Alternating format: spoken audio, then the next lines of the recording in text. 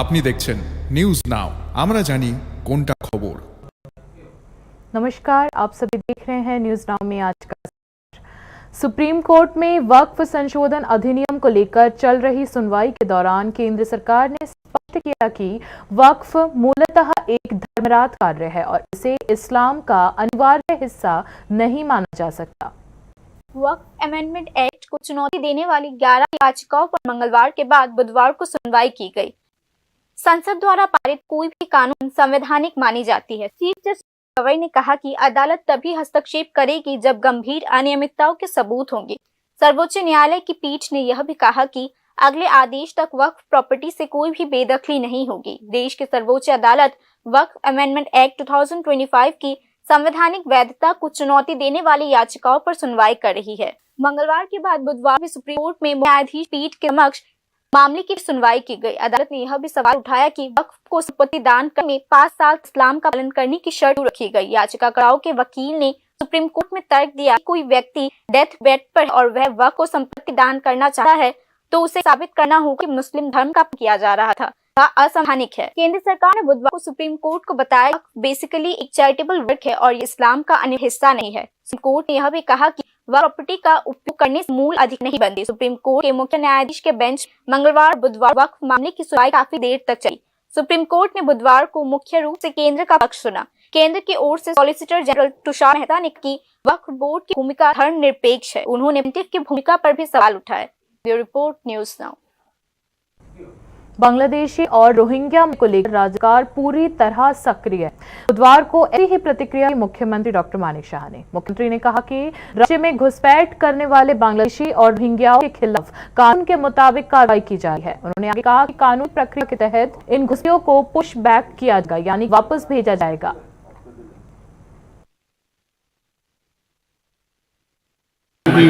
মানে বাংলাদেশ থেকে রোহিঙ্গা যদি এখানে তাদের কোনো ভিতরে ঢুকতে দেবে যদি আসে ওদের আইনের যে বেড়া জ্বালা সেই আইনের মাধ্যমেই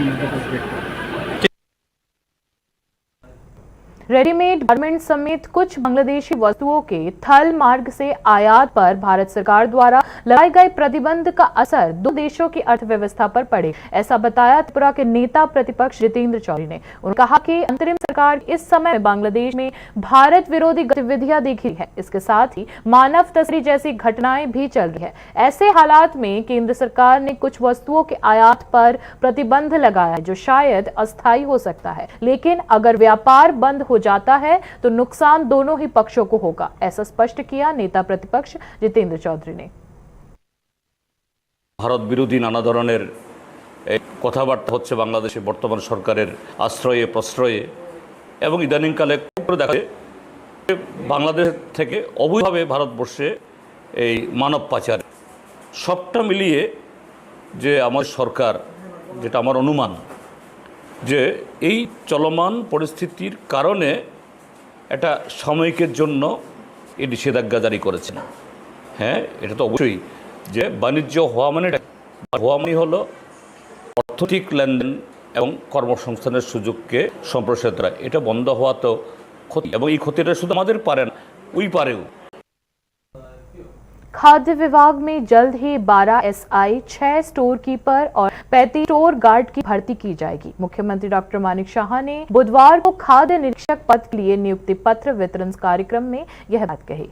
मुख्यमंत्री डॉक्टर मानिक शाह ने बुधवार को फूड इंस्पेक्टर पोस्ट पर 15 लोगों को नियुक्ति पत्र सौंपा। राजधानी के भवन में आयोजित एक कार्यक्रम में बोलते हुए फूड डॉक्टर ने कहा कि जल्द ही 12 SI, 6 स्टोर कीपर और 35 स्टोर गार्ड की नियुक्ति की जाएगी। मुख्यमंत्री डॉक्टर मानिक शाह ने बुधवार को फूड इंस्पेक्टर की पोस्ट के लिए नियुक्ति पत्र वितरण कार्यक्रम में यह बात कही।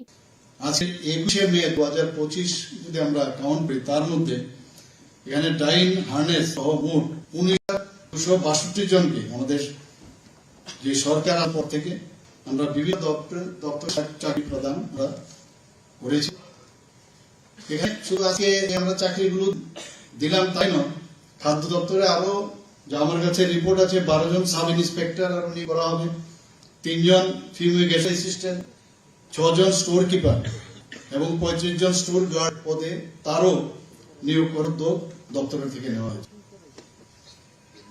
এবং শুধু এই দপ্তরে না, অন্য দপ্তরেও আমরা আস্তে আস্তে করে চাইছি যতগুলো শূন্য পদ আছে এবং নতুন আবার আমরা মানে সেই ক্রিয়েশনও করছি অনেক চাকরির জন্য, এবং এতে করে আগামী দিন যে চাকরি নিয়ে যে হুঁচুই চলছে যে চাকরি হয় না, তো সেইগুলো কিন্তু আস্তে আস্তে আমরা সেই গ্যাপগুলো আমরা পূরণ করছি।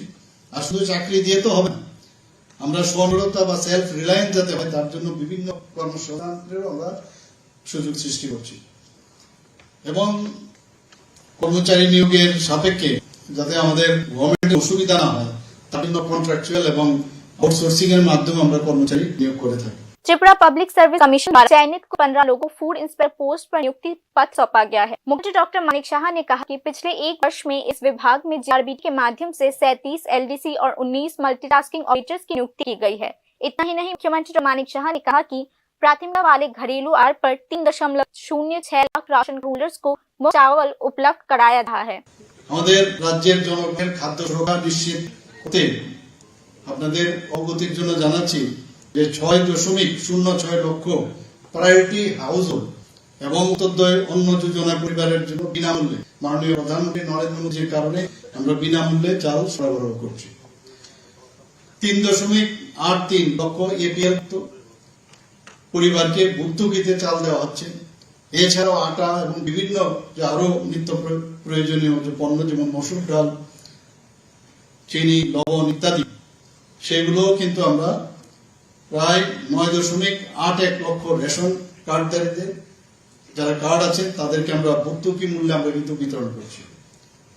আমরা যাতে বাজার স্থিতিশীলতা বজায় থাকে সেদিকেও এই ডিপার্টমেন্ট খুব ভালোভাবে কাজ করছে, এবং এই গণবন্টন যে ব্যবস্থা সেটা যাতে সচল থাকে, আরো শক্তিশালী হয়, তার জন্য আমরা এই যে বিভিন্ন শূন্যপদগুলো আছে সেগুলো আমরা পূরণ করার চেষ্টা করছি, এবং তার অঙ্গ হিসেবে আজকে যে 15 জনের যে প্রার্থী আমরা নির্বাচন করি তাদেরকে যে আমরা টিপিএসসির মাধ্যমে তাদের যে রেজাল্ট বেরিয়েছে সেই অনুযায়ী আজকের যে অনুষ্ঠান আনুষ্ঠানিকভাবে আমরা নিয়োগপত্র দিয়েছি।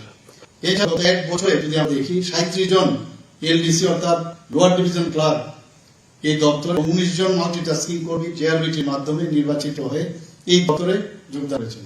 मुख्यमंत्री डॉक्टर मानिक शाह ने आज कहा कि पब्लिक डिस्ट्रीब्यूशन सिस्टम के तहत पीवीसी कार्ड जारी करने की प्रक्रिया जल्द ही शुरू होगी। इस मामले में शुरुआत में सदर सब डिवीजन एरिया में कार्ड जारी किए जाएंगे। मुख्यमंत्री ने भविष्य में पूरे राज्य में पब्लिक डिस्ट्रीब्यूशन के तहत पीवीसी कार्ड उपलब्ध कराए जाएंगे। Bureau report, news now. राज्य सरकार पारदर्शिता के साथ युवाओं की प्रतिभा और दक्षता को प्राथमिकता देकर सरकारी नौकरी दे रही है। आने वाले दिनों में भी सरकार इसी नीति के तहत रिक्त पदों को भरने और नए पद सृजित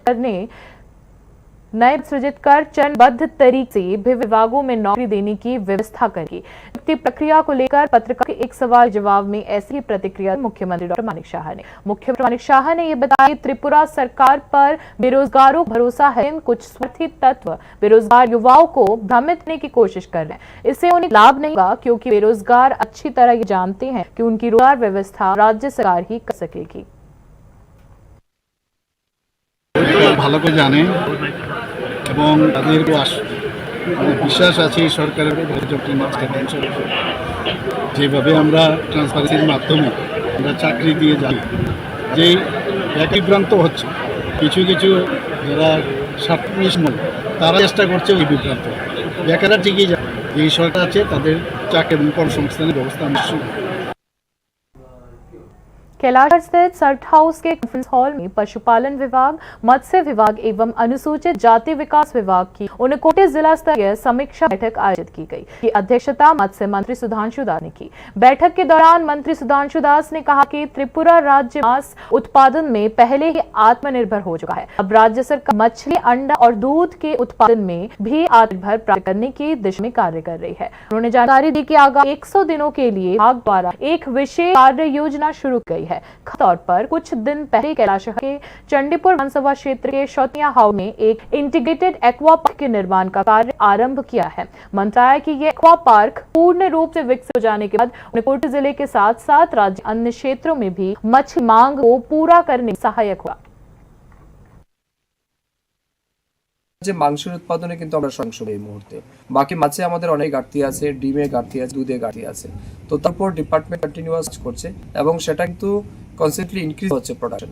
তো আমরা চাই এটা আমার মানে এতে করে আমরা স্যাটিসফাইড নই, আমাদের আরো কাজ করতে হবে। ট্রিটমেন্ট যা আছে তার কিছু দিয়ে চেষ্টা করছি তার উৎপাদন বৃদ্ধি। আপনারা নিজেরাও সাক্ষী আছেন, বিশেষ করে আমাদের এই জেলা গত 3 দিন আগে আমাদের 17 মেয়ার যেটা আমাদের চণ্ডীপুর বিধানসভা কেন্দ্রে রয়েছে, সেখানে ইন্টিগ্রেটেড অ্যাকোয়া পার্কে আমরা শিলান্যাস করেছি, কেন্দ্রীয় মন্ত্রীর হাত ধরে বাড়ি তিনি করেছেন। তো আমরা আশা করছি এটা যেদিন ফিট হবে, আমাদের এই জেলায় যেটা মাছের ডিমটা রয়েছে সেটা তো নিশ্চিত ফিল আপ হবে বা মিট হবে, তার সাথে সাথে অন্য জেলাতেও যাতে আমরা এখান থেকে এক্সপোর্ট করতে পারি সেই লক্ষ্যে কিন্তু আমাদের কাজ চলছে। बाकी खबरें ब्रेक के बाद। আপনি দেখছেন নিউজ নাও, আমরা জানি কোনটা খবর।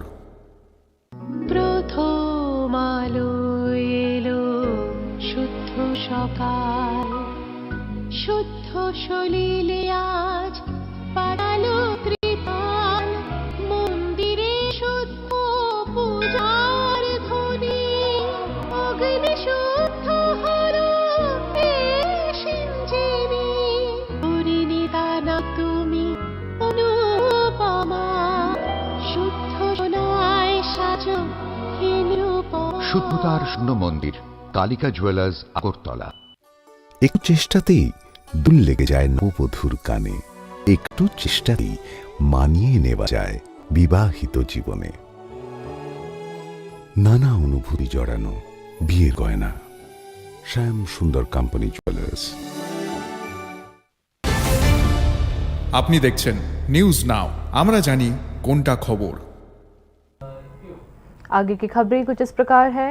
देश भर के साथ साथ त्रिपुरा में भी पूर्व प्रधानमंत्री राजीव गांधी की पुण्यतिथि को श्रद्धापूर्वक मनाया गया। इस अवसर पर अगरतला के गांधी घाट पर जाकर प्रदेश कांग्रेस के नेताओं ने पूर्व प्रधानमंत्री की समाधि पर श्रद्धांजलि अर्पित की। इसके अलावा प्रदेश कांग्रेस भवन में राजीव गांधी जी की पुण्यतिथि मनाई गई। इस अवसर पर प्रदेश अध्यक्ष आशीष कुमार शाह ने कहा कि राजीव गांधी देश के सबसे युवा प्रधानमंत्री थे, जिनके नेतृत्व में विज्ञान, तकनीक और पंचायती राज व्यवस्था के जरिए देश को एक नई दिशा मिली है। বিশ্বের মধ্যে ভারতবর্ষ একটা বিশেষ রাষ্ট্ররূপে গণ্য হবে, এই দিশায় উনি দেশকে পরিচালিত করেছেন। আজকে ওনার এই প্রযুক্তিগত যে দিশা ভারতবর্ষ দেখিয়েছিলেন, ভারত আজকে বিশ্বের অন্যতম রূপে যেমন বিগণিত হয়েছে, সাথে সাথে ভারতবাসী এখনো রাজীব গান্ধীর এই যে প্রয়াস आसाम अगरतला को जोड़ने वाला मुख्य नेशनल हाईवे बुधवार से मरम्मत कार्य के लिए बंद कर दिया गया है। बक नदी पर स्थित गैमन पुल और सिलचर जयंती खंड की मरम्मत के चलते ये मार्ग अगले 2 महीनों तक बहेगा। आसाम अगरतला नेशनल हाईवे बुधवार 21 मई से बंद कर दिया गया है। राष्ट्रीय राजमार्ग बदरपुर बराक नदी पर ब्रिज की मरम्मत के लिए बंद किया है। बराक वैली सहित त्रिपुरा तक संपर्क बनाने के लिए एक वैकल्पिक मार्ग प्रदान किया गया है, जिसका नाम शिवचौर काले गुवाहाटी रोड। पिछले कुछ महीनों से राष्ट्रीय राजमार्ग पर बदरपुर बराक नदी पर बना गा ब्रिज ढहने से खतरनाक स्थिति पैदा हो गई है। वह राष्ट्रीय राजमार्ग की हालत भी इसी पर है। पिछले कुछ से पुल टूटी हुई स्थिति को अस्थायी रूप से ठीक यातायात सामान्य रखा गया था। बरसात मौसम में पुल यातायात के अनुपयोगी हो गई है। यदि इस समय पुल की मरम्मत नहीं की गई तो दुर्घटनाएं होती है। ऐसे में बराक नदी नेशनल हाईवे पर गाम ब्रिज बुधवार से अचानक बंद कर दिया गया। पुल पर यातायात अगले 2 महीनों बंद रहेगी। मानसून के जोर पर है। स्थानीय प्रशासन का मानना है कि यदि इस बरसात के मौसम में कम गति से नहीं किया तो इसमें और अधिक समय लगता है। हालांकि ऑल्टरनेटिव रोड त्रिपुरा और बराइली को कनेक्ट करेगी, वह भी बुरी हालत में है। इस पर विभिन्न स्थानों बड़े बड़े गड्ढे देखने को मिले हैं। राज्य के लोगों का मानना है इस मानसून के दौरान राज्य के बाहर सड़क मार्ग से त्रिपुरा की संचार व्यवस्था प्रॉब्लमेटिक हो जाएगी। साथ ही राष्ट्रीय राजमार्ग के सिलचर जयंतिया खंड मरम्मत के साथ साथ बराक नदी गामोन ब्रिज की मरम्मत भी शुरू कीजिए। इस सड़क के कुछ हिस्से मौत के कुएं बन गए हैं। इस सड़क पर भारी वाहनों का खतरा हो चुका है। आपातकालीन स्थिति में काछाड़ डेर के लोगों के संचार के लिए वैकल्पिक व्यवस्था की गई है। इस वैकल्पिक मार्ग का उपयोग अगले 2 महीनों तक किया जाएगा। कुछ मामलों में यातायात बाधित होती है तो बाग वैली के दोनों ओर लोगों को नौ सेवा का सहारा लेना होगा। विशेषज्ञों ने हाल में सरकार को बताया कि पुल अस्थिर हो चुकी है और किसी समय गिर सी है। केंद्र सरकार की रिपोर्ट मिलने के बाद गामोन ब्रिज मरम्मत का काम शुरू कर दिया है। Bureau report news now. गायब हुई 9 साल की बच्ची का शव सुबह उसके घर के पास स्थित रबर बागान से बरामद किया गया। इस घटना से मनु बाजार के कालाडेपा नरसिंह सरदार पाड़ा इलाके में भारी सनसनी फैल गई है। परिवार के सदस्यों का दावा है कि बच्ची की हत्या की गई है। पुलिस ने शव को बरामद कर पोस्टमार्टम अस्पताल भेज दिया है। शाबरूम अनुमंडल के मनु बाजार थाना अंतर्गत कालाडेपा नरसिंह सरदार पाड़ा निवासी रहीम त्रिपुरा की बेटी उपजशी त्रिपुरा मंगलवार को लगभग 4 बजे से रहस्यमय तरीके से लापता हो थी। কিছুক্ষণ আগে আমাদের মনোবাজার পুলিশ ওসি সাহেব আমাকে ফোন করে জানান যে জেসিকা ত্রিপুরা নামে 9 বছরের, এটার নাম ত্রিপুরা, একটি বডি পাওয়া যায় দেবনপাড়া কালাডেবা বিসি আন্ডারে। এই বডিটা এখন আমাদের 3 दिनों से कॉलेज का एक छात्र लापता है। पुलिस की शरण में जाने के बावजूद अब तक कोई सुराग नहीं मिला। रविवार सुबह धौलाई जिले के अंबाशा स्थित टीआरटीसी पाड़ा इलाके के कमलपुर सरकारी डिग्री कॉलेज के तीसरे सेमेस्टर का छात्र अभिजीत भट्टाचार्य अपने घर से बाजार के लिए निकला था। इसके बाद वह घर नहीं लौटा, ऐसा बताया उसके पिता अनाथ भट्टाचार्य ने। स्थानीय थाने में गुमशुदगी की रिपोर्ट दर्ज की गई है, लेकिन अब तक इस मामले में कोई भी जानकारी नहीं मिली, ऐसा उस अभिभावकों ने बताया। इस घटना पूरा परिवार और क्षेत्र के स्थानीय लोग भय और चिंता में है।